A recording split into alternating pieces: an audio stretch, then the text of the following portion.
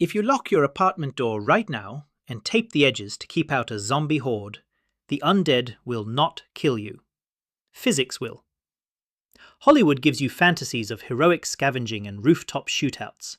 The reality is a hard constraint of pure logistics. Zero resupply, just you, your family, and the brutal mathematics of fluid dynamics and thermal inertia. When the grid goes down, your living room becomes a lethal microenvironment in less than 3 days. We are going to isolate the pure mathematics of survival in an urban, multi-unit residential building. Physics overrides fiction downrange. You must understand the structural timeline before you become a statistic in a concrete tomb. Let us kill the survival fantasies right now. When the human operators abandon their posts, civic infrastructure does not gently power down. It suffers violent, mathematically predictable, cascading failures. The North American power grid requires generation and load to be perfectly matched at exactly 60.0 Hz. System inertia, the kinetic energy stored in the massive spinning rotors of synchronous generators, buys operators mere seconds during a major disturbance. As industrial demand plummets and panic residential demand spikes, the grid frequency limits are hopelessly breached. The failsafes trigger automatically, plunging entire regions into sudden darkness. Automated under-frequency load-shedding relays trip instantly. Without supervisory control engineers manually matching turbine output, localized baseload plants trigger automatic scram sequences. They do this to prevent the physical destruction of the turbines. The result is a complete regional grid collapse within 4 to 12 hours of operator abandonment. The lights go out, the hum of the refrigerator dies, and the air conditioning stops. You are now entirely decoupled from modern civilization, trapped in a concrete box suspended high in the urban skyline. The first hour of silence is the most deceptive moment of the entire grid down scenario. The real threat is invisible. When the grid drops, the first major panic sets in. This is where most people freeze. Hope is not a strategy. Most people guess they have enough food, but the math says otherwise. Go to protocolsurvival.com, calculate your survival score, and enroll in our free Catastrophe Survival 101 course right now. Get the training before you need it, because when the lights go out, guessing is what gets you and your family killed. You need a baseline SOP before things go downrange. Ignorance is a luxury you can no longer afford when the entire infrastructure collapses. Take action immediately. You will hear sirens first, then a creeping, absolute silence. But beneath your feet, the real threat is mobilizing. Urban water networks rely on pressure maintained by elevated storage tanks and electrically driven high-lift booster pumps. Gravity supplies roughly 0.433 psi of pressure per vertical foot of water. A standard 130-foot water tower provides about 56 psi to the main. When panic hits, hoarding begins instantly. Every resident is simultaneously filling bathtubs at 60 gallons per unit, creating a massive, unsustainable aggregate draw. The municipal water column is bleeding out rapidly. This panic-induced hoarding causes the aggregate draw rate to spike by 400%. By hour 18 to 36, the elevated columns run dry.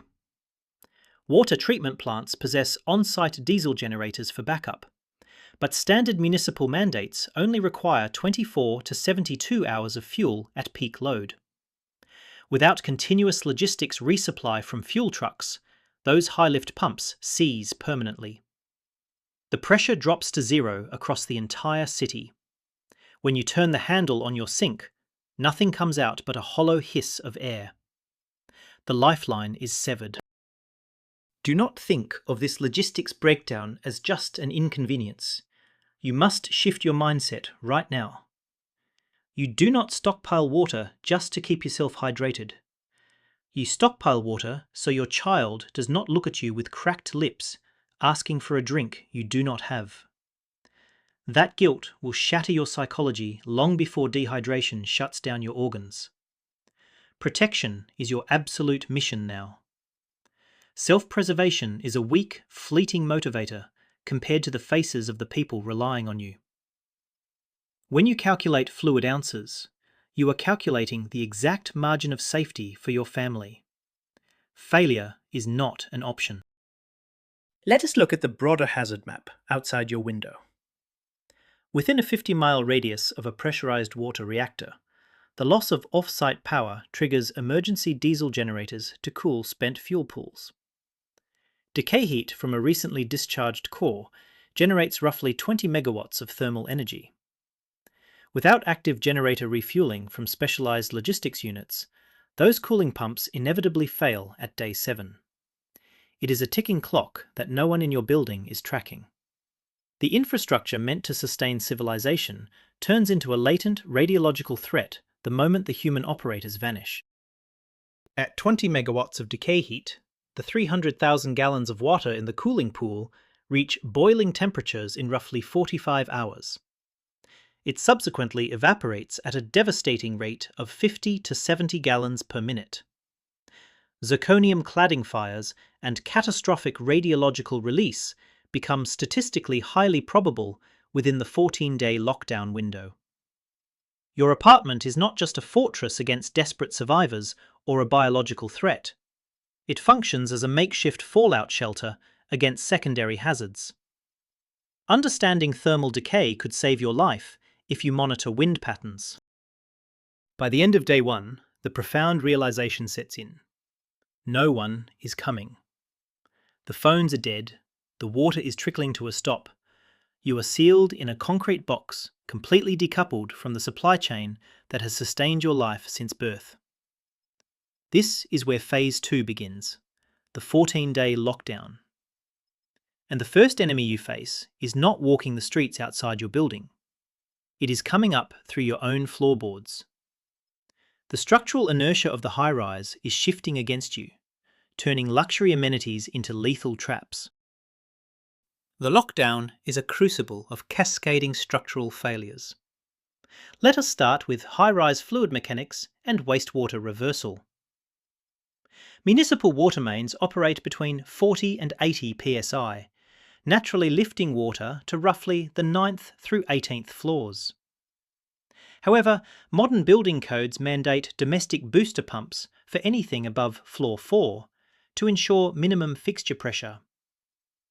When the grid drops at hour 12, those booster pumps die immediately. Floors 5 and above instantly lose all domestic water, even if municipal lines have residual pressure. It is a massive structural bottleneck that traps upper floor residents without any warning.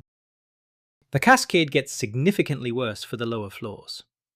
Municipal lift stations, which pump raw sewage uphill to treatment plants, fail concurrently with the grid. Wastewater strictly follows the path of least resistance.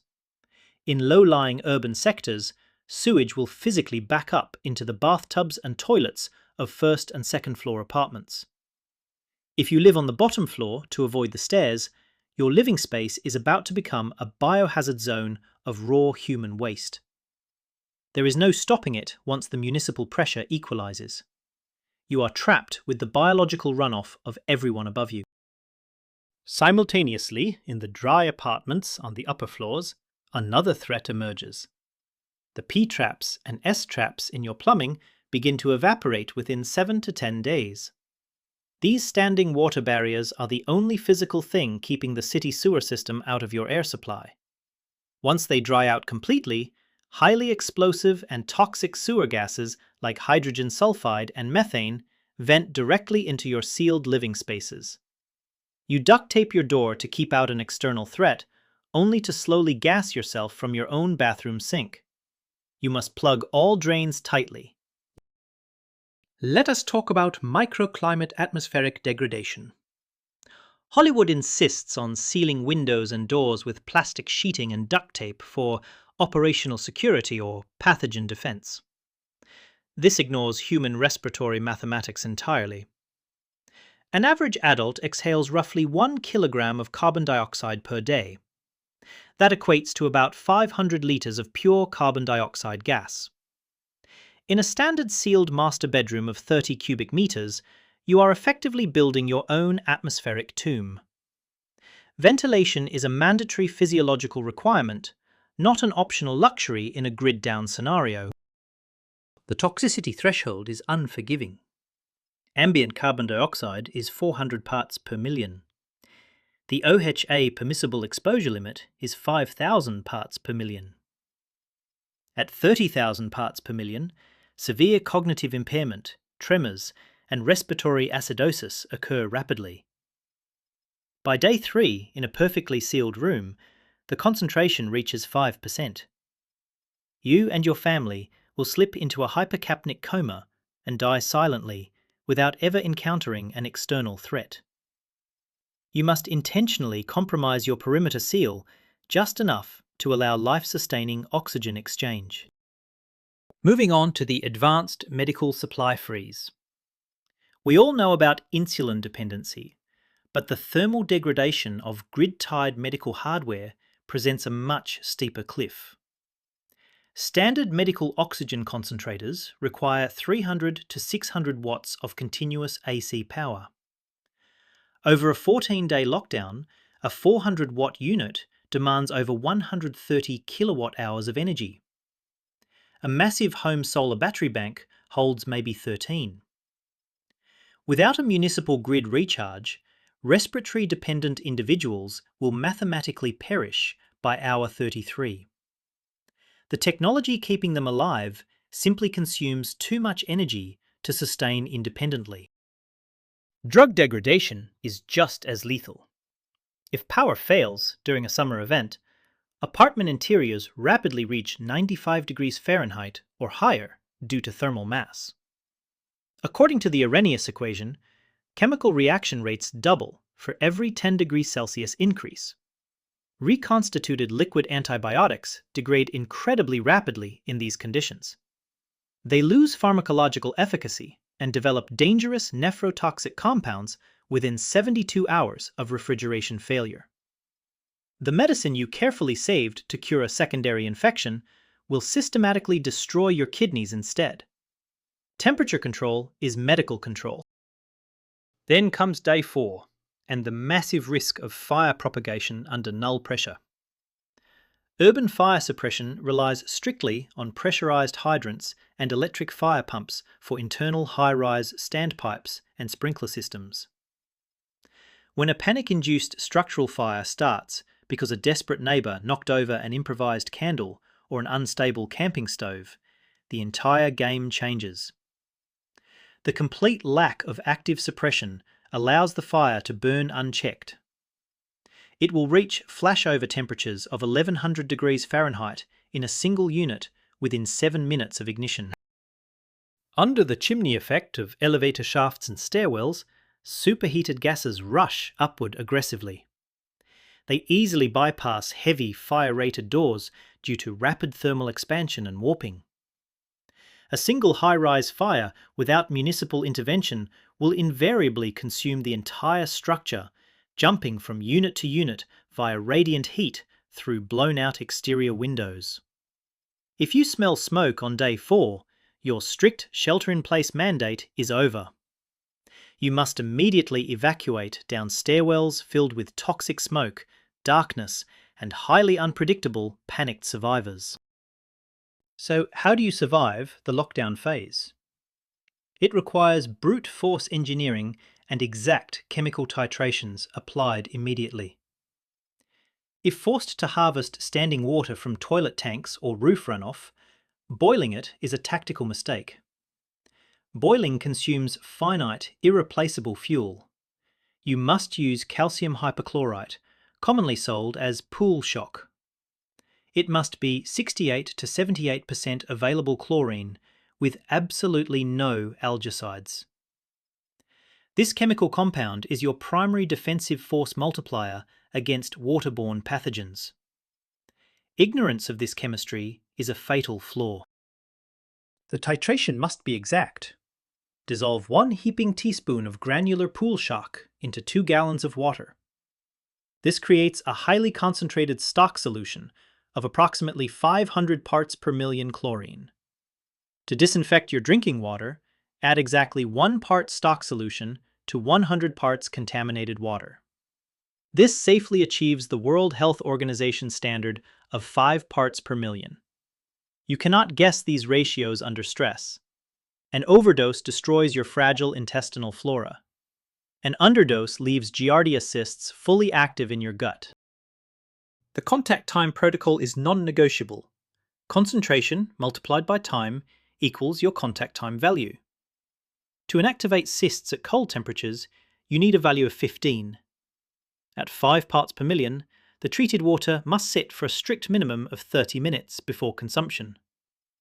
If your child is crying from severe thirst, you must have the absolute discipline to watch the clock for 30 minutes. You protect them through rigid procedural adherence, not emotion. Breaking protocol because of stress is how microscopic pathogens wipe out an entire family unit.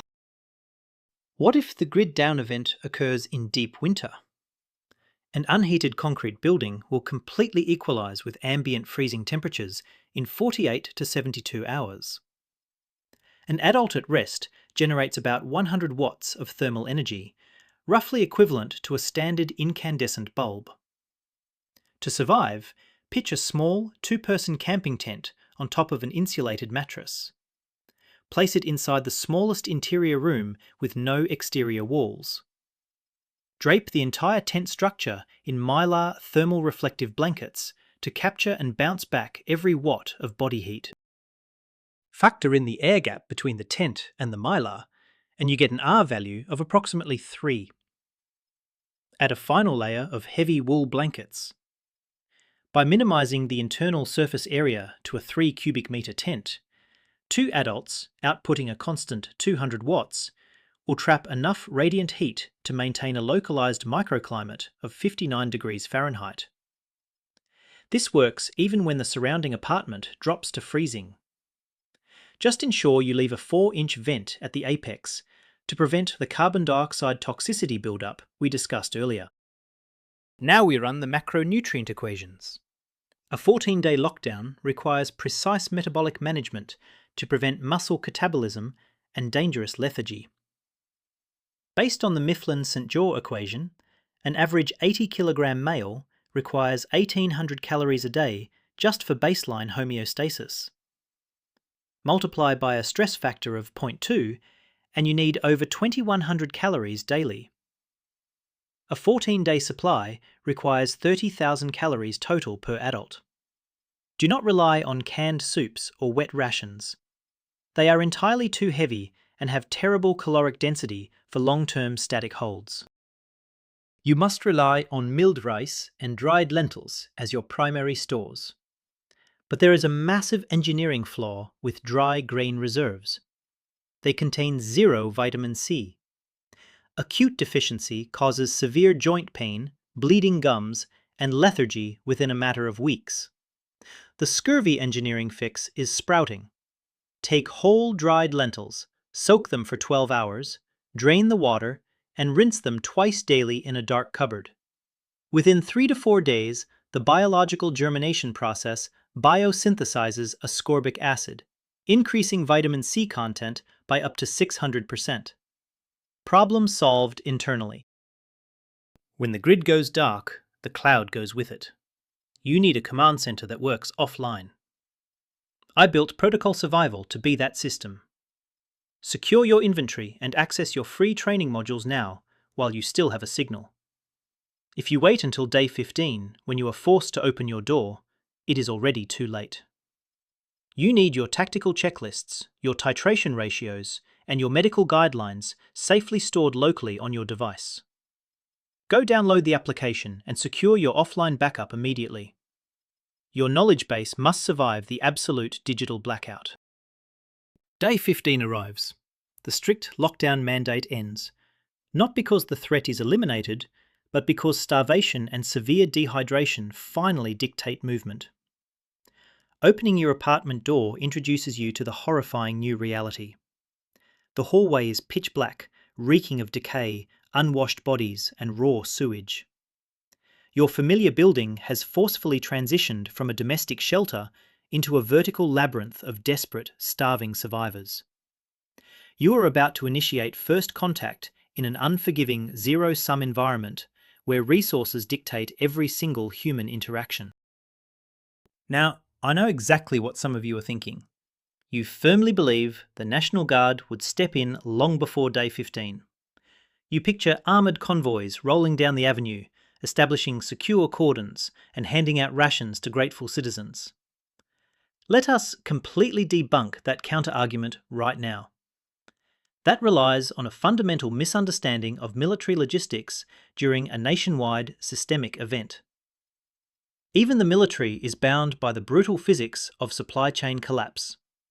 They are not immune to the exact same friction that just destroyed your local grocery store.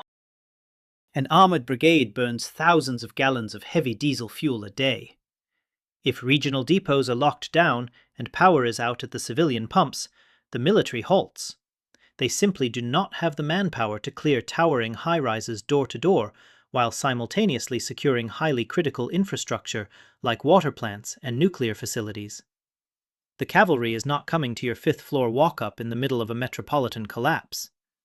You are the only cavalry. If you wait for government rescue, you will dehydrate waiting by a window that no one is looking at. Moving down the dark stairwell is your highest risk evolution.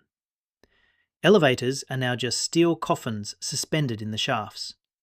The stairs act as the primary chimney for both physical smoke and the overwhelming stench of societal decay. Every single landing is a fatal funnel. It is a predictable choke point where desperate neighbours will logically set up ambushes for supplies. Your tactical movement must be highly methodical. You must slice the pie at every blind corner, maintain 3 points of contact in the dark, and operate in absolute, uncompromising silence. Assessing the neighbours means understanding the brutal reality of zero-sum scarcity. In this degraded state, my consumption of a resource strictly denies your ability to survive. There is no more communal sharing. The polite family down the hall that you used to wave to is now looking at your canvas backpack as the only way their children live through the week. Morality degrades at the exact same rate as caloric intake. Do not expect civilized discourse or rational negotiation when severe dehydration reaches critical levels in the human brain. Be prepared for raw desperation. This brings us to the most lethal mathematics of physical security. Hollywood heavily promotes the tactical lone wolf survivor, a solitary, heavily armed force moving silently through the urban ruins. Real-world siege logistics strictly dictates that a lone individual cannot physically survive a high-threat environment for more than a few days. The primary limitation is entirely biological. Sleep deprivation degrades human operational capability by roughly 25% per 24-hour cycle. Your combat effectiveness plummets into the dirt before the weekend is over. By day 3 of maintaining a solo perimeter watch, microsleeps become completely involuntary. Your brain shuts off, whether you want it to or not, forcing brief periods of unconsciousness. Auditory hallucinations begin shortly after. You hear phantom footsteps that are not there, and you entirely miss the ones that are. The lone wolf is structurally doomed to be overrun and eliminated while completely unconscious. You cannot outshoot a biological mandate to sleep, no matter how much tactical gear you purchased. The human body always collects its physiological debt. The watch matrix requires strict numbers. A 24/7 security posture mathematically requires a minimum of 3 personnel operating on a 4 hours on, 8 hours off rotation. However, to account for severe caloric deficit and potential physical injury, military doctrine mandates 4 to 5 personnel per defensive node. If you do not have a squad, you do not have security. You just have temporary luck. Forming a Dunbar-compliant faction of trusted individuals is the only mathematically viable way to maintain perimeter security during the long haul. Day 31 marks the beginning of the long haul. The acute panic is over, replaced by the grinding attrition of game theory in absolute zero-sum scarcity. We have historical data on exactly how this plays out in modern urban environments. During the 1425-day siege of Sarajevo, modern urbanites did not instantly devolve into chaos on day one. They followed highly predictable, localized, iterated prisoner's dilemma mechanics. Understanding these sociological phases is the key to navigating the ruins of your former neighborhood. In Phase 1, spanning the first few days, there is surprisingly high cooperation. Neighbors actively pool perishable freezer goods, and communal inertia holds the peace. But by Phase 2, the resource cliff hits hard. As the water pressure dies completely and basic sanitation fails, the grim realization sets in. By Phase 3, which spans days 8 through 14, the network fractures entirely. Informal neighborhood syndicates split into tightly guarded factions, usually family units of 4 to 10 people. Trust evaporates as quickly as the water supply. Once the network fractures, violent acquisition of hydration stores becomes mathematically justifiable for raw survival. The people in your building are no longer citizens. They are competitors for a finite pool of resources. Your primary defense in this phase is not physical confrontation, because every physical altercation carries a massive risk of infection and caloric drain. Your best defense is absolute obscurity. You must become a ghost within the structure. This brings us to the ultimate operational security paradigm in a multi-unit environment: target devaluation. Do not fortify blindly. Boarding up your windows with heavy plywood and barricading your balcony loudly signals to desperate neighbors that there is a high-value asset inside worth protecting. It draws unwanted kinetic attention. The engineering workaround is visual and luminary discipline. Use standard blackout curtains with an inner lining of aluminum foil taped tightly to the window frame. This highly effective barrier yields zero light bleed at night. Leave the exterior blinds at varied, disheveled angles to project an aura of abandonment and low value. Visual discipline is only the first step. You must strictly enforce olfactory camouflage. The scent of boiling rice, cooking meat, or brewing coffee travels easily through shared HVAC ducting and under door gaps. In a dormant, starving building, a keen nose can detect caloric preparation up to 3 floors away. Meals must be consumed entirely cold whenever possible. If you must use a heat source, you only cook between 0200 and 0400 hours, when competitor metabolic rhythms are suppressed in deep REM sleep. You hide your calories in the dark. Finally, you must master acoustic masking. In a grid-down state, the ambient city noise of traffic and HVAC hum completely vanishes. The baseline decibel level drops from roughly 60 decibels to a dead silent 25 decibels. The mechanical racking of a firearm, the dropping of a canned good, or even heavy footsteps will propagate aggressively through structural concrete. This is known as flanking transmission. Every sound you make is broadcast to the floors above and below you, providing competitors with a precise acoustic map of your daily movements.